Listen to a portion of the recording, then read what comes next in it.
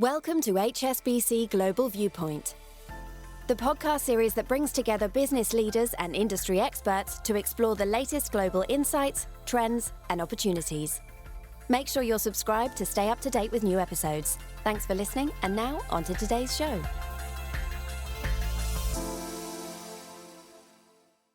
This podcast was recorded for publication on the 4th of July by HSBC Global Investment Research. Analystifications, disclosures, and disclaimers must be viewed on the link attached to your media player.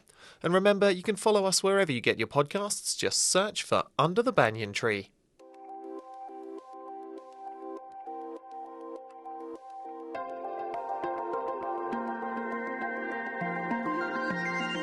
Welcome to Under the Banyan Tree, where we put Asian markets and economics in context. I say we, it's actually just me today, Fred Neumann, Chief Asia Economist here at HSBC. And with Harold away, it's actually unusually quiet on our floor. He's on holiday and much of the office is away as well. But still, there's plenty to talk about with U.S. tariffs squarely back in the spotlight. Asia, along with the rest of the world, is waiting for President Trump to reveal the numbers next week. Let's take a closer look at what's in store. From HSBC Global Investment Research, you're listening to Under the Banyan Tree.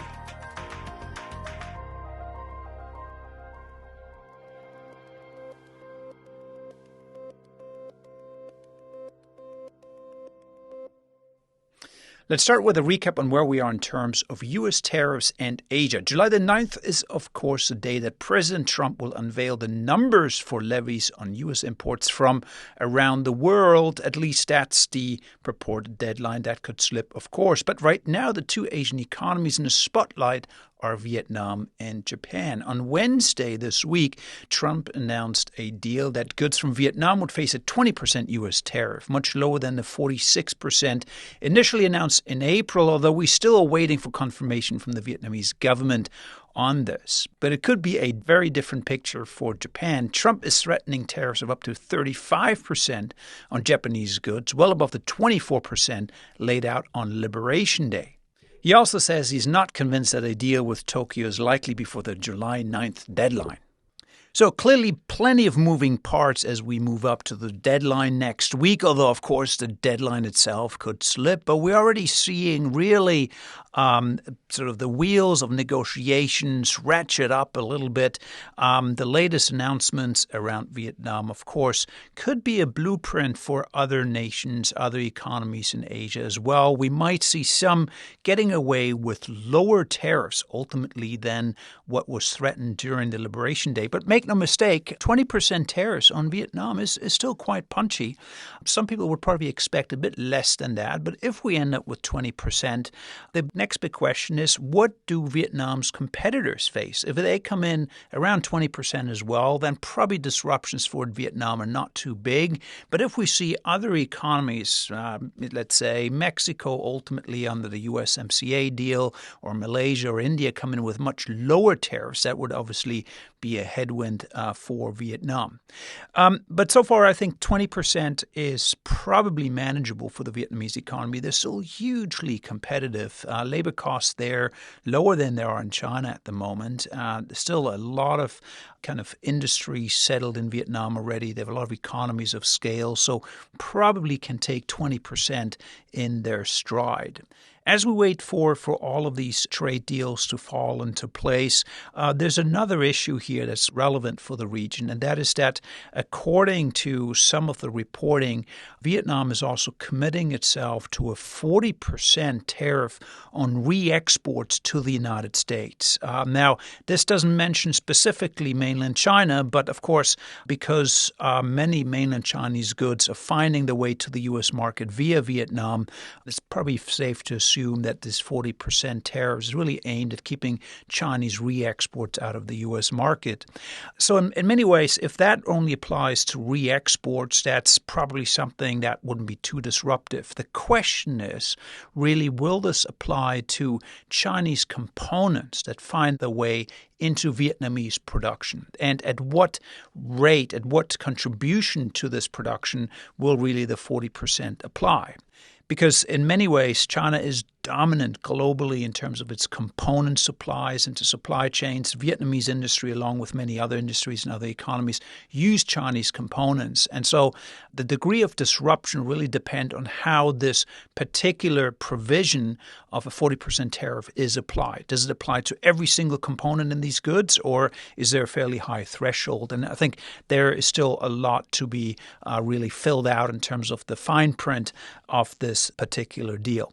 So as of now, we still have a lot to play for. We really have to see how exactly these deals come in, what individual economies are signing up. The other one that was in the news this week is Japan. Japan reportedly holding out. We thought initially Japan would come in with a deal more quickly than other nations, but it's been hard to get this deal with Japan over the line. And the sticking point reportedly is really auto tariffs. Japan is a major exporter of cars to the United States. Japan has really sought a 10% tariff, down from about 25% now. Currently, that's being imposed by the U.S. on imports from Japan on cars. But that's sort of the sticking point. And so we've not gotten a deal yet. Trump has threatened a 35% blanket tariff on Japan, which would have a major impact on the economy. Now, one of the reasons why Japan may be slower to actually get a deal is because we're facing elections in Japan as well, upper house election soon. And so there's probably a desire on behalf of the Japanese government to not essentially give in too quickly to any demands by the Trump administration. So where are we here in deals? Well, a lot to play for. Probably July 9th will give us a bit more clarity, though some of the fine print will need to be filled in later. Often it depends not just assessing the impact, not just what happens on individual economies, but also how do economies stack up relatively to each other. So we're watching that. A few other things really to mention on the trade front. One is that the front loading of shipments has been huge. And if you just look at the data at the moment, you might conclude, well, the tariffs haven't had so far a big impact on trade. But the reality is that we have seen major front loading as U.S. importers in particular are worried about tariffs only rising over time and sort of accelerated purchases. And we know, for example, that U.S. retailers have essentially increased their orders of Asian goods, and they've essentially brought forward into the second quarter of this year all the purchases leading up to the Christmas shopping season, so that rather than seeing a big bulk of those shipments coming through in September, August and September, that usually leads in the Christmas period, that's now been stuffed into the second quarter. And that's why you see this massive front loading, exports still rising in most economies. But of course, regardless of whether we get tariffs or not, there's going to be some payback. And so probably the second half of the year, you're going to see a major slowdown in shipments, particularly from the U.S. retail side, actually cooling things down. And that, I think, will contribute to a broader economic slowdown across the region. And then by early next year, we then have to assess how binding the tariffs really are on future trade. And it looks as if average tariffs in the U.S. are going to be higher than anything we've really seen since the 1930s. And so even though there's optimism right now that, well, Asia could probably digest some of these tariffs, we have to recognize that fundamentally tariffs do mean lower demand by the U.S. for Asian goods over time. And so there is going to be some growth headwind we need to grapple with. The last point really to make is what does all this mean for future supply chains? And you know, it's tempting to think that some of the supply chains will just move back to Europe and the U.S. as a result of all this trade uncertainty, et cetera. I think we need to be a bit careful about this assumption, in part because the manufacturing capacity just doesn't exist in both the U.S. and in Europe in terms of labor supply, for example, in terms of just supplier networks. And so while some industries might move back into the U.S., I think a lot will remain stuck in Asia. And it's even with China, it's very hard to see China being completely taken out of global supply chains just because they're hugely competitive. And they're the number one component supplier now globally, very hard to be on price and quality. And so what this means is that we might see a bit of a reconfiguration here as tariffs come in. We might see more and more assembly being distributed across more countries. There might might be a lot of tariff arbitrage that comes in. Technically in economics, we call this trade diversion rather than trade destruction. So there's still going to be a lot of trade, but it's going to be diverted into other economies with reassembly, moving, being distributed, so that individual companies can, A, reduce risk against future tariffs by having more distributed production centers, but also kind of a tariff arbitrage game that's coming in here. Just a side note, of course, by tariff arbitrage, we mean the fact that if different economies have different levels of tariffs for certain goods, then you might see essentially companies shipping goods between those countries to avail themselves of essentially the cheapest tariff before exporting to the United States. And this is fair game. This is common practice. Now, what happened really since the Second World War is that tariff levels globally came down. There was less scope for arbitrage because really tariffs were more or less the same. Now, as we see different countries facing different tariffs, not just on average, but for individual goods as well, you might see essentially companies moving goods more between economies just to kind of eke out those gains where they can find a niche where they can export at the lowest tariff rate to the United States.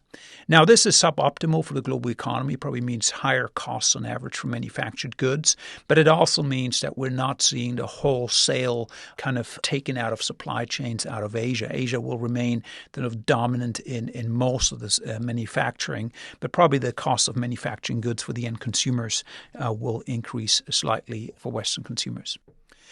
So, folks, a lot to play for over the coming week. We have a big tariff deadline coming up. You know, the deals are supposed to be announced. There could be a risk that some of these deadlines slip. But generally speaking, we'll have a much better view of where we land in terms of tariffs for most of Asia. China is actually a bit excluded because China's tariff deadline is actually a little bit later. It's in August. But for most of the rest of the region, we should have a clearer picture. But remember, it's not just about individual countries' tariffs. It's also about the relative tariffs, and it's about some of the fine print when it comes to re-exports. And also, of course, ultimately, we have to remember that even if tariffs come in, Asia remains overall vastly competitive when it comes to production of goods and components, including China. So most likely what we'll end up with is a spaghetti bowl of different tariffs and different trade routes and companies trying to kind of get an advantage here and there by moving from one economy to another and arbitraging essentially at tariff rates. So it's going to be more complicated, but fundamentally Asia will remain the manufacturing powerhouse of the world. That's all we've got time for today, folks. Many thanks for joining us, and do get in touch at askresearch@hsbc.com with any questions or comments on this week's episode. We'll be back again next week, so be sure to tune in wherever you get your podcasts. Whether you're in the office or poolside on vacation, take care and talk to you very soon.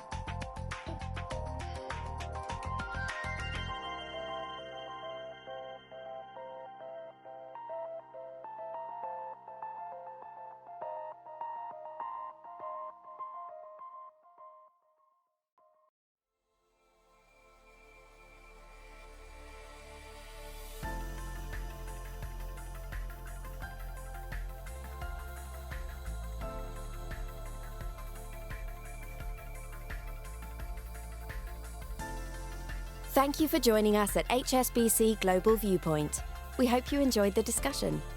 Make sure you're subscribed to stay up to date with new episodes.